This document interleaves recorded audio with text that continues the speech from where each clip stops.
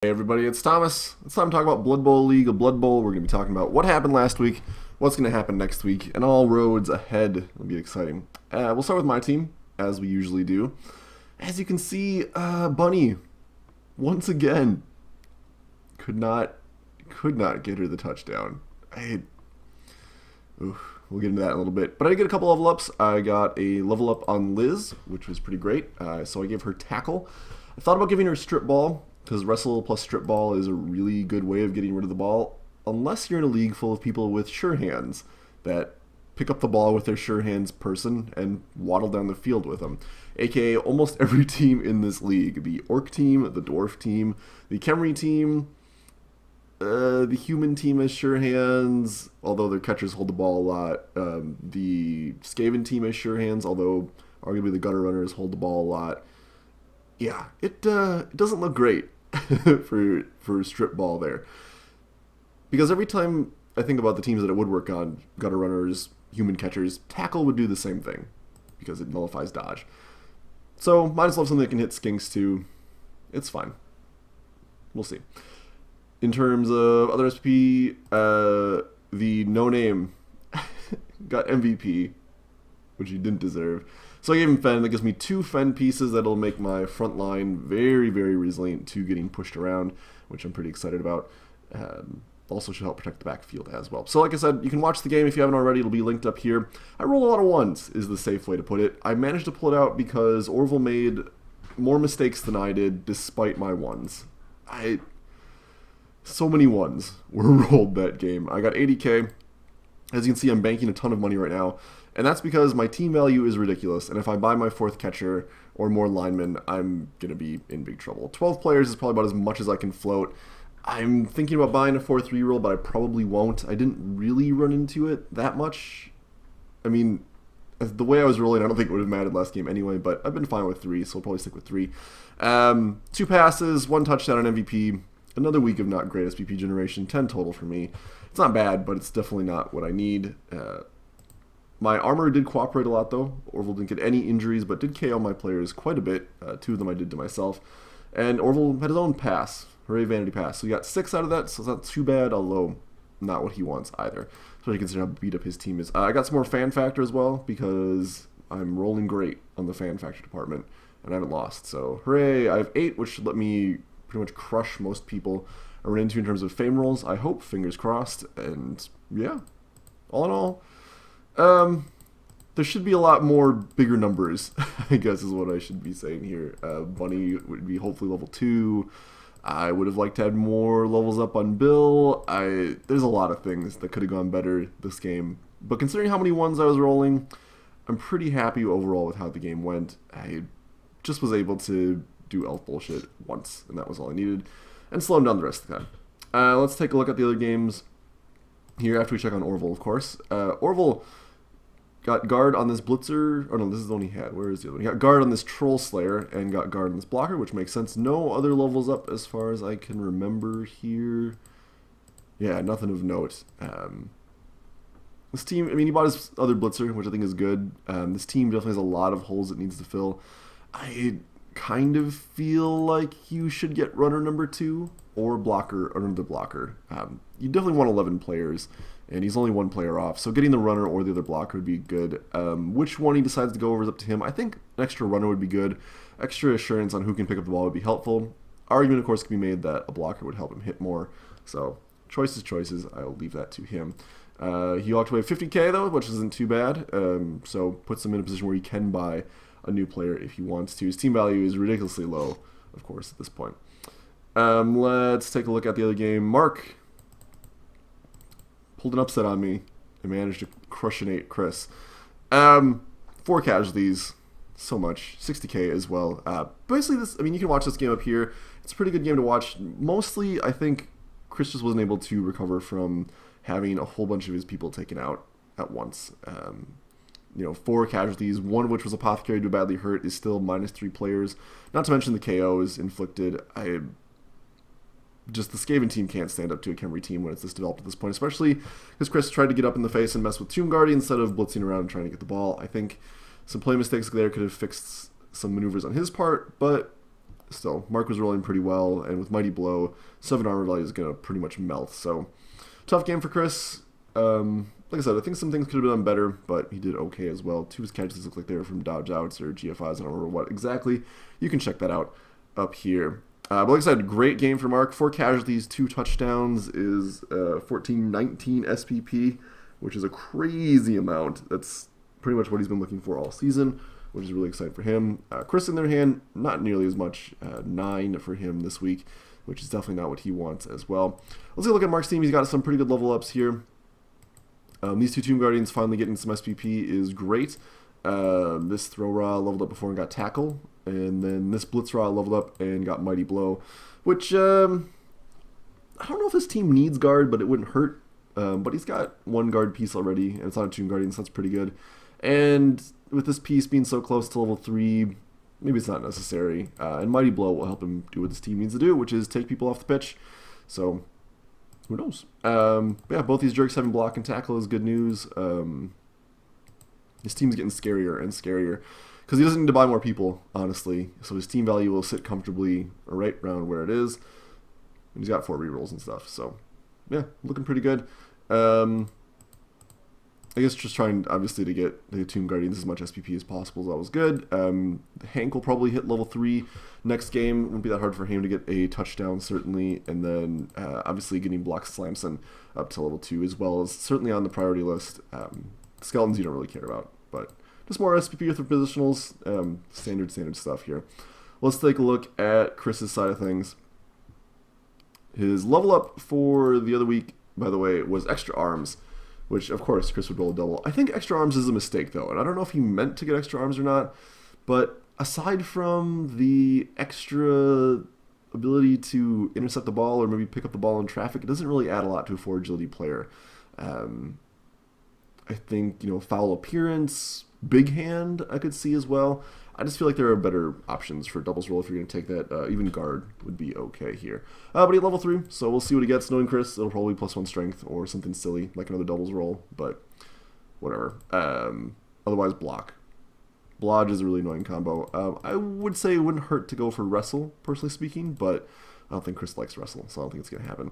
This Skaven is out with a niggling injury, which is pretty great. This Gutter Runner, I should say, blank is out. And the 0 Thrower also with a miss next game injury here. Not the best game for Chris, for sure. 40k for his trouble. Not that he's buying a lot anyway. Team value is pretty good, like I mentioned last week. We got block on this lineman, kind of as expected. Let me do some math here. So level 11 players for next week, so no mercenaries. So normal rolls here. His team value is going to be really depressed for when he goes up against me. We'll talk about that matchup later. But, I don't know. I feel like maybe this isn't Chris's team, but he's getting there slowly but surely. Just needs some more SPP on some key players. The Storm Vermin needs to hit level 2 so we can get guard or other things to help. More SPP on Gutter Runners is never a bad thing. This Thrower should be able to do a little bit of work too, so hopefully that happens for him as well. Yeah, we'll see what happens. This team is still very dangerous because Gutter Runners are scary, but I don't know. He's not looking great. He's not looking like he's in great shape, and losing the first round is never good as well. Let's take a look at the other group, Group 2 here. We had a tie game between the Orc player versus Chaos, Grey Duck versus Andrew. If we get in here, just a whole lot of punching back and forth. But punching between high armor value people isn't that successful. From what I remember reading about this game, there was a lot of ones. Andrew didn't record, unfortunately, but a lot of weird dice, a lot of kind of crazy plays, a lot of last-minute pickups, a lot of last-minute blitzes from the dirt. Yeah, a lot of punching back and forth. In terms of overall SPP, Orcs pulled out ahead here. Orc Rextra got 9 total compared to Andrew's 7. So pretty good for her. Tie game leads 50k, which is pretty good. No levels up on this team. Any other changes here? Nope, nothing whatsoever here. So yeah, I mean, this team could still buy a Troll. I don't think it's really worth it at this point. The Troll's not going to hit anything significant level-wise, so you might as well focus on leveling these people up. Arguments could be made for picking up a lineman. This bonus lineman to help pad this roster out, help prevent injuries. We've got 12 players, but little bit more would never hurt. Otherwise, goals, get this thrower up to level 2 so it can start getting useful skills like block. Get this blitzer to level 3 so it can get Mighty Blow or Piling On with more likely combo with jump up. Get this blitzer up to level 3 as well. There's a bunch of players here that are really close. I wouldn't be surprised to see Greyduck hitting a couple levels up next week because she's got several players here. 1, 2, 3, 4, 5, 6, 7, 8 players within MVP range. So wouldn't be surprised to see a bunch of levels up next week. This Orc team is very scary still, and while tying is not ideal, it doesn't put her out either. Let's take a look at what Andrew walked away with here. Got a level up on a Chaos Warrior, which is pretty exciting. What did he get here? Block on this Beastman, block on this Chaos Warrior. So kind of as expected. He did buy his Minotaur, which I wholly approve of. Minotaur did a lot of great work from what Andrew was telling me, which is excellent. 70k as well, so a whole lot of money. I still think it wouldn't be bad to buy another Beastman. 8 armor value isn't invincible, and just an extra filler wouldn't be bad, but you could certainly avoid it as well. Could make an argument to buy a 4th reroll too, but could also just hold on to the money in case something bad happens to one of these Chaos Warriors. I'm assuming this one's going to get block, although who knows, Andrew might go Mighty Blow. Certainly could go that way to help increase removal. Still has a bunch of players within striking distance of a level up, so same deal as the Orc Extra team. I wouldn't be surprised to see any of these teams or any of these players hitting level 2 or level 3 next week here. So ideally, Honeybee will get the level up here, a touchdown or something, just so Honeybee can get Mighty Blow, because Claw Mighty Blow is really great. It's just really good. So yeah, slowly but surely, I think, yeah, I don't know. I think it's definitely doable. This cast team is still very potentially terrifying. No injuries last week is good news, and this team has got enough skills where it can start to actually do a lot of damage, so we'll see how that goes. Speaking of teams that did a lot of damage, Jessup put the hurt in with his lizards. Oh man, did he put the hurt in? From what I understand, there may have been some issues with some skill choices on Sid. We'll talk about that when we look at Sid's team, but mostly it sounds like the lizards punched him, and punched him a lot. Yeah, 5 KOs, 2 casualties. Not a lot you can do to combat against that. Another great game for Jessup. The 3 touchdowns, 2 casualties, and an MVP. One of the touchdowns went to a Saurus as well, which is always a good thing. So with the 2 casualties, looking at 18 SPP for the week. Not too bad whatsoever. Sid drawn some blood as well, though. Walks away with 3 casualties of his own, so total of 11 SPP. Beat me out for this week, so that's not too bad whatsoever. But let's take a look at what this team is working with now. Saurus out with a smashed ankle. I mean, he kept the other one, so why not? Got another level up on this skink, got a level up on this skink. Got 2 with catch. I think diving tackle is certainly the way to go here. Just diving tackle, such a good skill. In terms of this one, from what he was telling me, Pudacanthus ended up with a +1 strength option, which I think is definitely the way to go. You really can't go wrong with plus strength, pretty much ever, I think, unless you're already strength 5. And even with the -1 movement allowance, just being able to punch 4 strength things without an assist is a pretty big deal. So I would say if he did get a strength, I would certainly take that. Things this team could do, could look at buying a 4th reroll. Even though he's getting more skills up, most of them are still in the skins, and he is going to be missing 2 sources next week. So that's something to consider here. Where's this one the miss one? I'm trying to remember if this one has smashed it before. I think he did, from what I'm remembering. So, okay, he will only missing 1 source next week. So I don't know. He's got block here, but that's about it. I mean, I think a 4th reroll wouldn't be out of line, to say the least. So we'll see. In terms of progression for next week, also has a bunch of players actually within an MVP shot of hitting level up. So should be excited to see what happens here. Ideally, Pudateratops will get it as well to get block on top of this Mighty Blow or guard or piling on. A lot of options actually for a Mighty Blow Saurus. And with Mighty Blow, he's very likely to get some skill ups as well. So we'll see what happens there. Let's take a look at how Sid did. Money-wise, 20k is really brutal. And we got a bunch of injuries, which is never good to see. This lineman has a -1 armor value.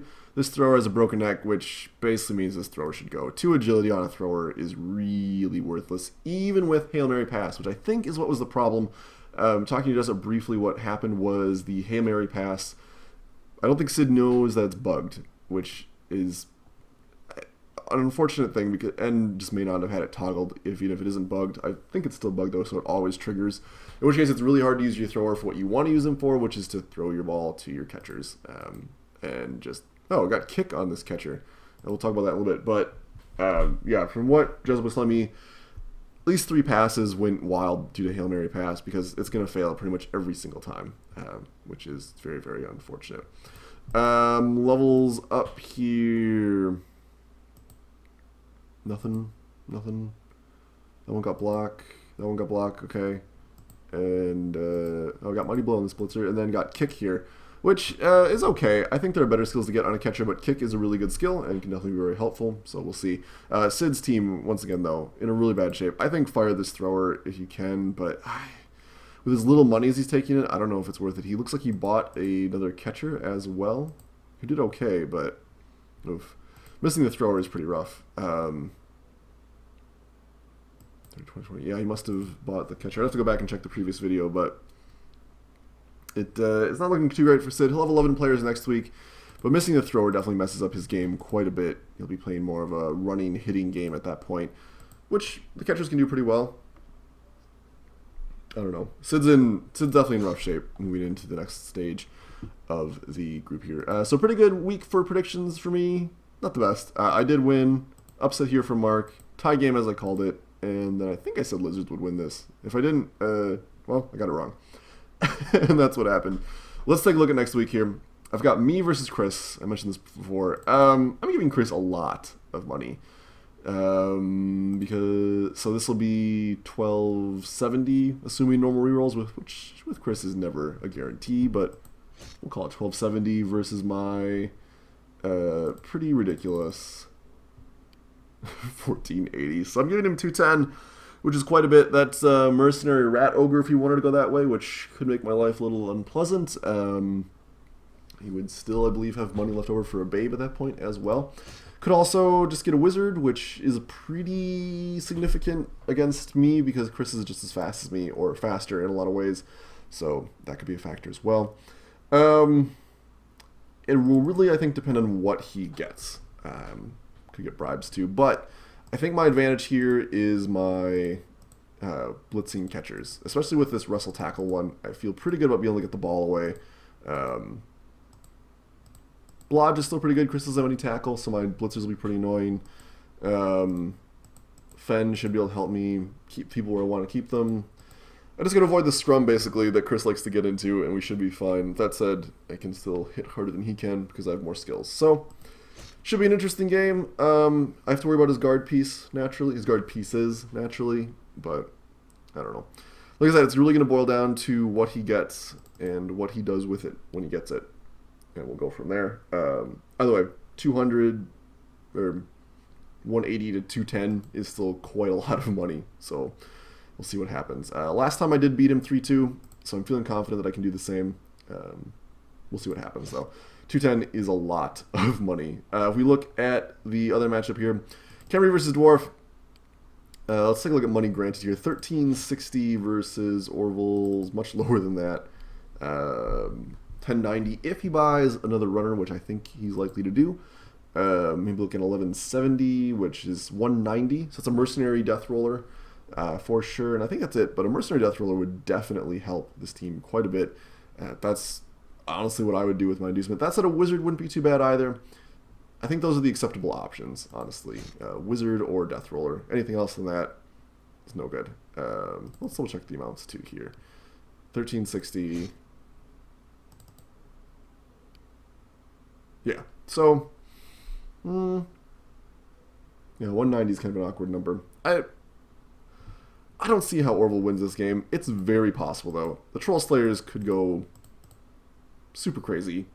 All-time smash. He's got a bunch of guard, which will help. If he doesn't get the Death Roller, I don't know how well he does against the Tomb Guardians. And even then, if he does get the Death Roller, he's got to field him right away so he can smash. It's a very, very tough matchup for Orville, especially with how tough this team is getting. I'm not going to say it's impossible, but I think Mark wins this game pretty handily. Last time they met as well, pretty straightforward 2-0 win. Yeah, hopefully Orville's War with the Ground will not cost him more lives as well. Other matchups for the week, we've got Lizards versus Orcs. Jessup, I think, has the advantage here, as always, just because of the greater amount of Strength 4. But there's a lot of guard in this team, and Kick is a really important skill.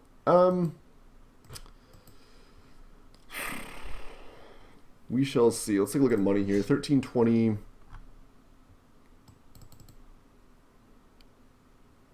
versus 1220. Okay, so let's call it 1320. Although this is a strength, it'll be plus 6. So, no money given, essentially. Or a babe, if I've done my math wrong. Depends on what these guys roll, but let's assume no money to a babe. Missing a Saurus is kind of significant, although if this one gets plus 1 strength, it's slightly less significant. I don't think she has any tackle yet, which will be a little detrimental against this team. It's really going to come down to how well the guard can be employed. Guard makes this team hit a lot harder. Should be an interesting matchup. Should be very bloody one way or the other. These are both relatively high armor value hitting teams. I think if the Skinks can get out of the way, they should be fine, but we shall see. Definitely should be a tough matchup for both teams, but for different reasons. I'm going to go ahead and call this a tie. I know last time they had a tie, right? Oh no, it was a 2-1 game for Orcs, so we'll see. For remember it being very close, though, so we'll see. I'm going to say tie game, though, just because of how much more development the Lizards have, and a little bit goes a long way for that team. And then finally, Chaos versus Humans. In terms of overall, like, where this team is, I think Chaos has a pretty good shot of winning this. 1260 with a normal roll level up compared to 1170. So 90 for Sid isn't a lot. It's just a babe. I don't feel great about Sid's chances. He's still a lot weaker. Dauntless might help a little bit, though. And the Ogre can definitely do some damage, but not against the Minotaur. It's certainly possible Sid's ability to move the ball better could come into effect and just crush. But without the thrower, I think it's going to be pretty hard. Yeah, I think Chaos finally gets a solid win this season and beats Sid. I just think this team has got a lot more power and a lot more ability to do things that the human team doesn't at this point. So yeah, we'll call that for Chaos. That wraps us up for predictions for the week. Let's take a quick look at standings before we get to the Hall of Fame here. In terms of divisions here, Group 1, Mark and I winning our games definitely puts us in a really good spot. We just have to win one more, and we're basically guaranteed to get into the playoffs. Chris and Orville have to win out to have that same success. Tie games for Mark and I are also not that costly compared to tie games for Orville or Chris. That's, yeah, pretty rough path forward. And they've played each other. So it's possible that there could be some upset here, but basically Mark or I are guaranteed to move forward, barring huge losses next week. And even then, pretty likely one of us makes it forward from there. Who doesn't make it out of here is a mystery. We shall see after next week. In terms of Group 2, Jessup, I think, almost for sure makes it in by the same logic as these teams. It is possible that could be an upset if Jessup loses out and Gradic wins 1 or Andrew wins 1. Things could change. Sid could definitely win out as well and make it in there. This group is basically less locked because of the tie game between Chaos and Orc. We'll see what happens this week. A little less certain, but Jessup has the best chance moving forward from there, which would be interesting. Let's take a look at the Hall of Fame here. Most experienced player, I'm back on top thanks to some desperation maneuvers here. Got a bunch of players on this list actually, which is pretty exciting. So not doing too bad here. We mark a couple players on here as well. Best scoring, me, because I score a lot of touchdowns, and then who else? Mark actually up there, which is pretty impressive. He's definitely turned this game around, although a lot should be said for Chris's team as well. Best throwing, I threw more. Getting Hail Mary pass will basically do that. I'm not expecting Eber to move any forward because I'm guessing he's going to get fired. Although with Hail Mary pass, a 2 agility thrower, now that I think about it, isn't the end of the world, but it's not great either. Especially because picking up the ball is still pretty risky. 75%, but still pretty risky. And because I'm elves, I'm just all over this because I throw all the time. Best interceptions, no new interceptions this week. Most violent player, still to Orville's Death Blitzer, but slowly but surely the other teams are getting up here. Orcs got 2 players on here. 2 players actually from the human team, which I'm a little surprised about. I shouldn't be on here whatsoever. I think that's just a tie-breaking thing. Yeah, so pretty good. Best running, I'm slowly, thankfully, getting shoved down here, which is good. A lot of running done by the Lizard team, which isn't too surprising. That's what skinks do. They run all over the place. Best throwing, so definitely throws farther than I do, and I think Hail Mary pass might count it that way. I'm not sure how that factors in, but he throws farther than I do now. Still, not too bad here. Yeah, pretty good. Survivor, as always, means nothing for a league this short. Best killing, no new murders this week, so that's good for people whose teams get murdered, like mine. Best receiver, Emil doing it up. I'm the most on here because I'm elves and I have 4 agility, but not surprising to see sit on here 3 times given how much he throws. I'm pretty sure that the Lizard team and the Dwarf team here are going to get shoved down pretty quickly. Chris, again, I mentioned this last week, but Chris really is not throwing as much as I thought he would, so those things happen. So there we go. Should be a pretty good week. I didn't do a summary of my predictions, so quick do that. I think I will win. I think that Mark will win. I think this will be a tie, and I think that Chaos will win. So pretty exciting week. Next week is pretty important in terms of determining who will move to the playoffs and who won't. The kind of annoying part about the group stage being so short is that there's not a lot of room for mistakes, but it'll help us solidify who's in the playoffs. And then Season 4, right around the corner. Thanks for watching, everybody. My name's Thomas. I'll talk to you later.